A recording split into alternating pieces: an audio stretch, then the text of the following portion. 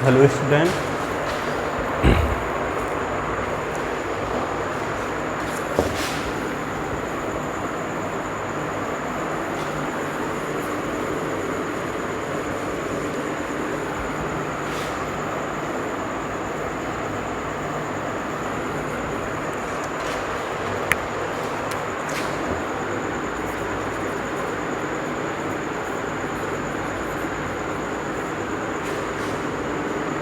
कल तक के वीडियो में हमने वही क्षेपण पढ़ा था, ठीक।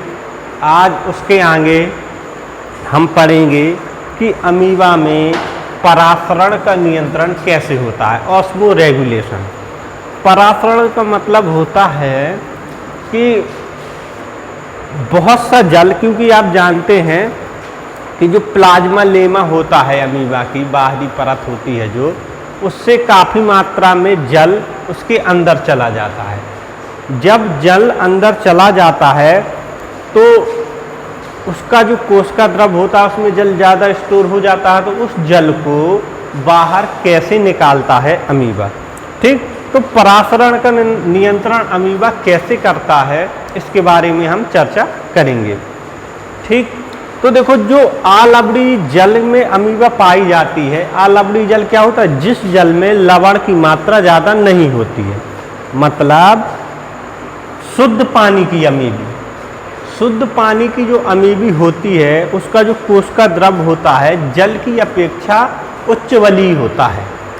अब उच्च बलीय क्या होता है कि उसके जो बाहरी स्तर होता है उससे परासरण के द्वारा जल कोशिका द्रव में पहुंच जाता है, ठीक। और कुछ जल जो खाद्य धानी होती है, जहां पर उसने भोजन को स्टोर करके रखा है, उससे भी कोशिका द्रव में जाता है। कैसे?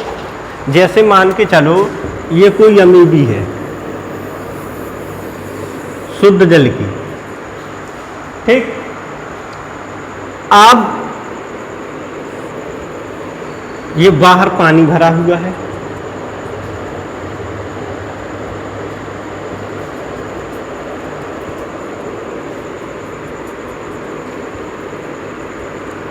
पानी है, ये पानी आलवड़ीय मतलब शुद्ध पानी है। तो परासरण के द्वारा एक्टोप्लाज्म की जो ऊपरी सतह होती है, इससे परासरण के द्वारा पानी क्या जाता है? अंदर को जाता है, मतलब कोशिका द्रव्य में पहुंच जाता है, ठीक। बहुत सा पानी कोशिका द्रव में पहुंच जाता है, जिससे ये क्या होता है? अमीबी फूल जाती है।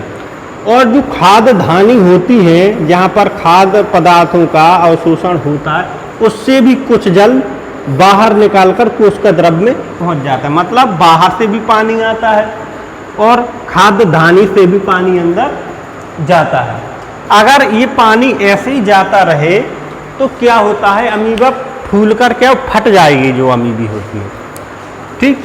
तो इस जो पानी एक्स्ट्रा पानी हो गया है कोशिका के अंदर, उसको बाहर निकालने के लिए सभी प्रकार की अमीबी में कुछ प्रबंधन अंग होते हैं,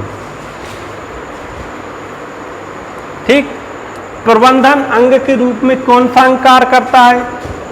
संकुचनशील रिक्तका, ठीक। आपने देखा होगा जब डायग्राम बनाया होगा तो एक संकुचनशील रिक्तका होगी बीच में, इसके चारों तरफ माइटोकॉन्ड्रिया के बहुत से अणु फैले रहते हैं जो माइटोकॉन्ड्रिया कहलाते हैं, ठीक। तो इस संकुचनशील रिक्तका का कार्य होता है जो एक्स्ट्रा पानी अमीबी के कोशिका द्रव में गया है परासरण के द्वारा, उसको बाहर निकालना, ठीक। तो जो संकुचनशील रिक्तका होती है, कैसे एक्स्ट्रा पानी को बाहर निकालती है? ये धीरे धीरे किनारे की ओर जाती है, चाहे वो बीच में हो संकुचनशील रिक्तका, ठीक। तो ये धीरे धीरे इसमें पानी भर जाएगा, जो एक्स्ट्रा पानी होता है कोशिका द्रव का वो काय में भर जाएगा? संकुचनशील रिक्तका में जमा हो जाएगा। ये रिक्तका पूरे शरीर में घूमती रहती है और एक्स्ट्रा पानी को भर लेती है और धीरे धीरे किनारे की ओर जाती है। जब किनारे की ओर जाती है तो ये बाहर की ओर फट जाती है, ठीक, जब ये किनारे पर जाती बाहर की ओर फट जाती है और जो इसमें जितना पानी होता है वो बाहर निकाल देती है। ठीक, तो जो फट जाती है तो ये संकुचनशील रिक्तका अदृश्य हो जाती है, तो इस प्रक्रिया को कहते हैं सिस्टोल।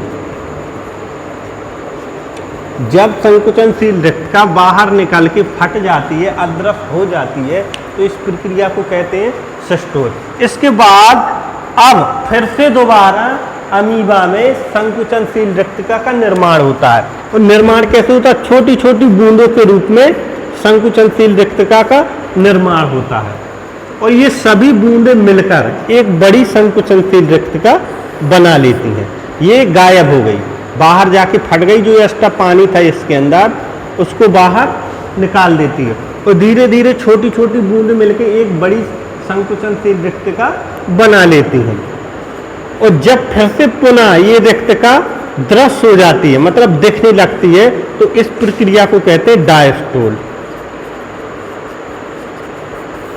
इस प्रक्रिया को क्या कहते हैं? डायस्टोल। अब इस संकुचनशील रिक्तका का कार्य यही होता है कि फिर से इस पूरी जगह पूरे कोशिका द्रव्य में घूमती है, जो एक्स्ट्रा पानी आता है अमीबा के अंदर उसको लेकर फिर से अदृश्य हो जाती है। ये प्रक्रिया चलती रहती है सिस्टोल और डायस्टोल की, जिससे जो अमीबा की कोशिका द्रव्य में एक्स्ट्रा पानी जाता है उसका नियंत्रण होता है, ताकि अमीबी का शरीर फट न जाए। ठीक है, और देखो ये आलवड़ी जल में होता है, आलवड़ी जल की अमीबी में अगर इसी अमीबी को, जो आलवड़ी जल में अमीबी पाई जाती, उसी अमीबी को हम लवड़ी जल में डालें या शुद्ध पानी ले उसमें कुछ लवण मिला दें, अगर हम लवड़ी जल में डालें तो क्या होगा? लवड़ी जल में अगर हम डालते हैं तो लवड़ी जो पानी होता है, अब जो बाहर का लवड़ी पानी होता है वो कोशिका द्रव्य से उच्च बलीय होता है, इससे ये पानी जो बाहर का पानी होता है वो अंदर जा ही नहीं पाता। जब अंदर नहीं जाएगा एक्स्ट्रा पानी तो ये संकुचनशील रिक्तका का निर्माण ही नहीं होगा, तो इस प्रकार की अमीबी में संकुचनशील रिक्तता नहीं बनती है। ठीक, अब इसमें आपको लिखना है अमीबी में या अमीबा में परासरण नियंत्रण या ऑस्मोरेगुलेशन।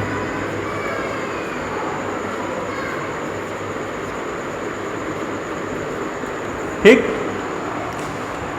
तो लिखो इसमें अलवणीय जल की अमीबी में, अलवणीय जल की अमीबी में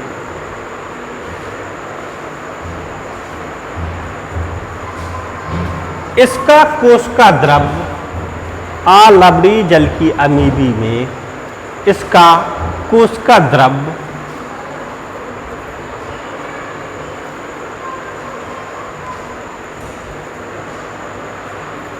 जल से सदा उच्च बलीय रहता है, जल से सदा उच्च बलीय रहता है। उच्च बलीय रहने का मतलब होता है, इसलिए उच्च बलीय रहता है इसलिए तो जल परासरण के द्वारा अंदर आता है, अगर उच्च बलीय नहीं रहता हो तो जल अंदर नहीं आएगा। तो ये अलवणीय जल है, शुद्ध जल है, इससे जो कोशिका द्रव्य होता है वो उच्च बलीय होता है, और लवणीय जल से कोशिका द्रव्य उच्च बलीय नहीं होता है, इसलिए जो लवणीय जल का पानी है वो अंदर नहीं आ पाता है, सदा उच्च बलीय रहता है या होता है। अतः बाहर से काफी जल, अतः बाहर से काफी जल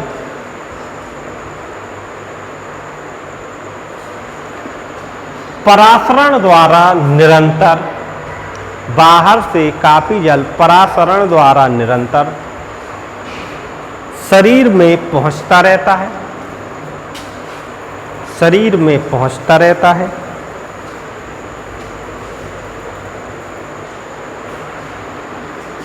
इसके अतिरिक्त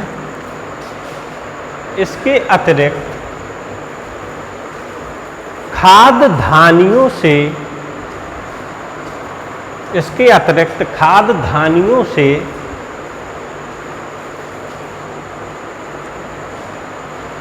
भी कुछ जल रिसकर, भी कुछ जल रिसकर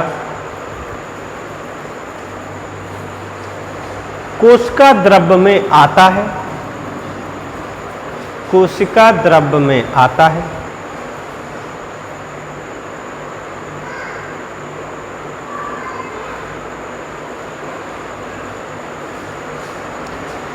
यह सब जल कोशिका द्रव्य में ही संचित, यह सब जल कोशिका द्रव्य में ही संचित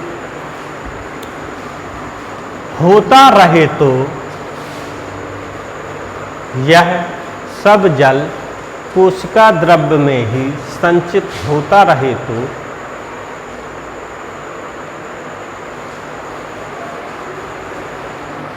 अमीबी का शरीर शीघ्र ही, अमीबी का शरीर शीघ्र ही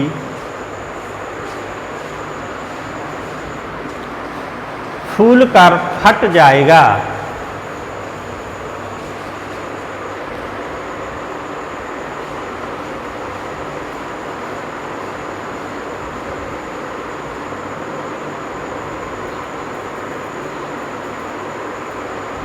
अमीबा का शरीर शीघ्र ही फूलकर फट जाएगा।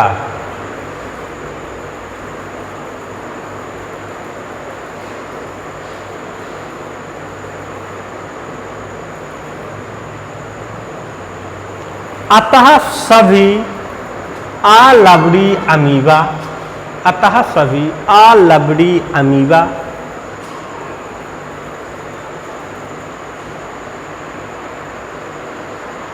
एवं अन्य प्रोटोजोआ में, एवं अन्य प्रोटोजोआ में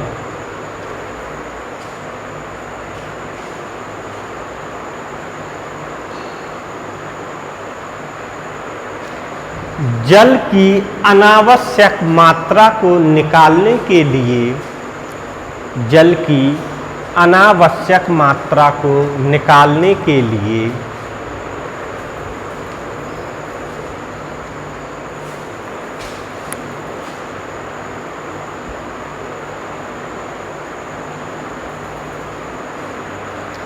संकुचनशील रिक्तिका के रूप में, संकुचनशील रिक्तिका के रूप में विशेष प्रबंधन अंग होता है। संकुचनशील रिक्तिका के रूप में विशेष प्रबंधन अंग होता है।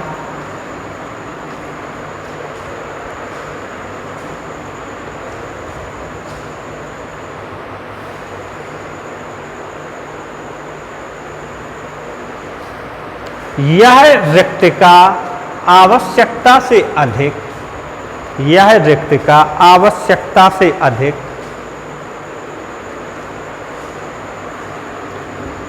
जल को निरंतर बाहर पंप करके, जल को निरंतर बाहर पंप करके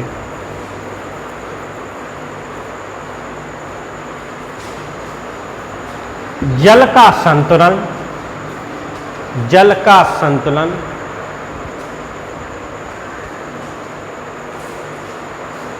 अर्थात परासरण नियंत्रण करती है, अर्थात परासरण नियंत्रण करती है।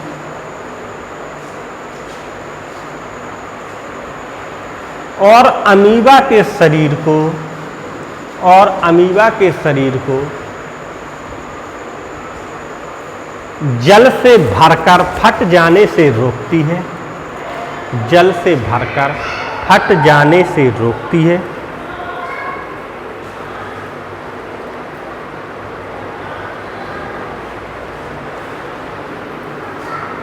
नीचे वाली लाइन से लिखो, नियमित समय अंतरालों में, नियमित समय अंतरालों में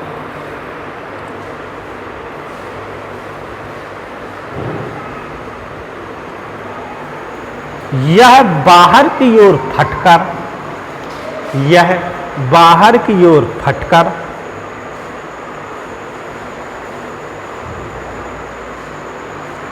ओझल होती है।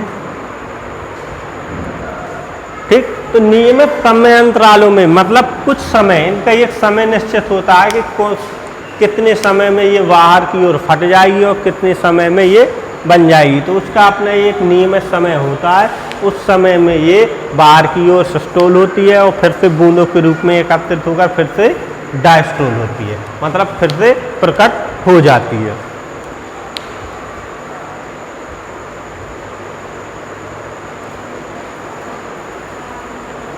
ठीक, तो ओझल होती है और फिर से प्रकट होती है। फटकर ओझल हो जाने की प्रावस्था, फटकर ओझल हो जाने की प्रावस्था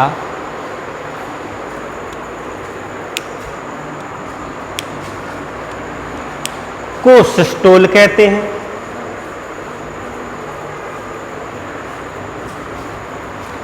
को सिस्टोल कहते हैं तथा पुनः प्रकट होने की प्रावस्था को डायस्टोल कहते हैं, तथा पुनः प्रकट होने की प्रावस्था को डायस्टोल कहते हैं।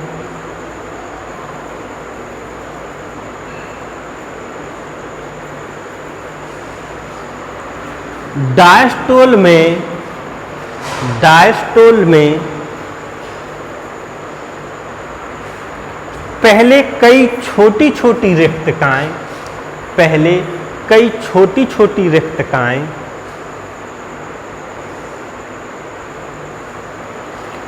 जल की नन्ही बूंदों के रूप में, डायस्टोल में पहले कई छोटी छोटी रिक्तकाएं जल की नन्ही बूंदों के रूप में, मतलब जब ये डायस्टोल होती है पुनः प्रकट होती है तो सबसे पहले क्या होती है, कई छोटी छोटी रिक्तकाएं बूंदों के रूप में होती हैं, फिर ये छोटी छोटी रिक्तकाएं मिल जाती हैं और एक बड़ी रिक्तका बना लेती हैं।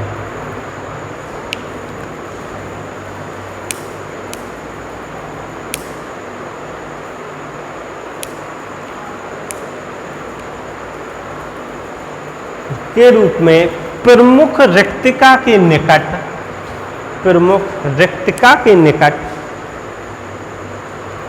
प्रकट होती हैं, प्रमुख रिक्तिका के निकट प्रकट होती हैं।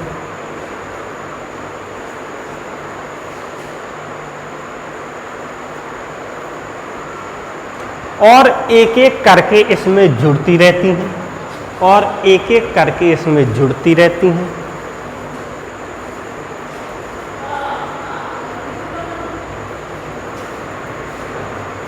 इन्हें सहायक रिक्तकाएं कहते हैं, इन्हें सहायक रिक्तकाएं कहते हैं।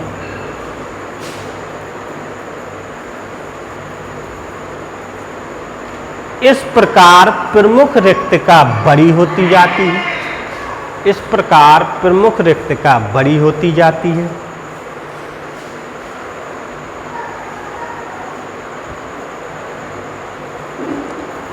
एक निश्चित सीमा तक वृद्धि के बाद, एक निश्चित सीमा तक वृद्धि के बाद यह शरीर के पश्च भाग में, यह शरीर के पश्च भाग में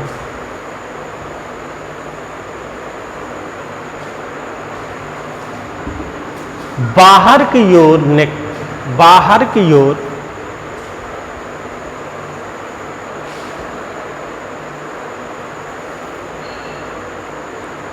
फट जाती है, बाहर की ओर फट जाती है। यही अवस्था सिस्टोल कहलाती है। ठीक, तो परासरण में इतना ही लिखना है। अब नीचे वाली लाइन से यदि इसी अलवड़ी अमीबी को हम लवड़ी जल में डाल दें तो क्या होता है, ठीक, तो इसके बारे में 2-3 लाइन लिख लेंगे। नीचे वाली लाइन से लिखना, यदि किसी अलवड़ी अमीबा, यदि किसी अलवड़ी अमीबा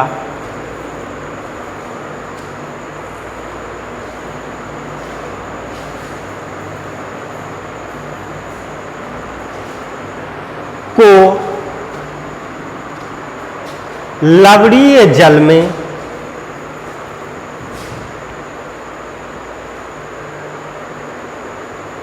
या नमक के घोल में रखा जाए तो यदि किसी आलवड़ी अमीबा को लवड़ी जल या नमक के घोल में रखा जाए तो इसके शरीर में बाहरी जल का आना बंद हो जाएगा। इसके शरीर में बाहरी जल का आना बंद हो जाएगा।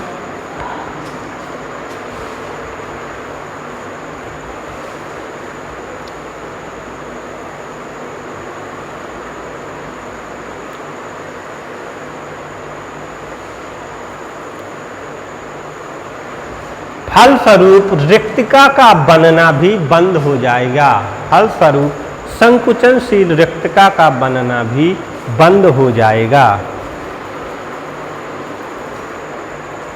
ठीक, तो मतलब क्या है, अगर आलवड़ी जल में जो अमीबी होती है उसको हम लवड़ी जल में रख दें या नमक के घोल में रख दें तो जो पानी होता है वो कोशिका द्रव्य में आना बंद हो जाएगा। और जब आना बंद हो जाएगा तो संकुचनशील रिक्तिका का भी कोई कार्य नहीं है तो वो भी बनना बंद हो जाएगी। ठीक, तो इस प्रकार से किसी भी अमीबा में परासरण का नियंत्रण होता है। मतलब जो एक्स्ट्रा पानी बनता है उसके शरीर में उसको बाहर निकाला जाता है। इसी को ऑस्मोरेगुलेशन कहते हैं। ठीक, तो सिंपल सी प्रोसेस है, उसको आप याद करना। अगर ये चित्र बनाना चाहो तो आप ये चित्र बना लेना और अगर नहीं बनाना चाहो तो मत बनाना। ठीक, इसके बाद जो नेक्स्ट टॉपिक आता है वो होता है आचरण, बिहेवियर। मतलब वो बाहरी वातावरण के प्रति किस प्रकार का बिहेवियर या किस प्रकार का आचरण करता है। देखो उसमें कोई संवेदन तो होते नहीं है, संवेदी अंग तो होते नहीं है जैसे मानव में होते, तंत्रिका तंत्र होता है, स्किन होती है। ठीक, फिर भी वो विभिन्न वातावरणीय दशा में किस प्रकार की उत्तेजना व्यक्त करता है या किस प्रकार से उत्तेजित होता है।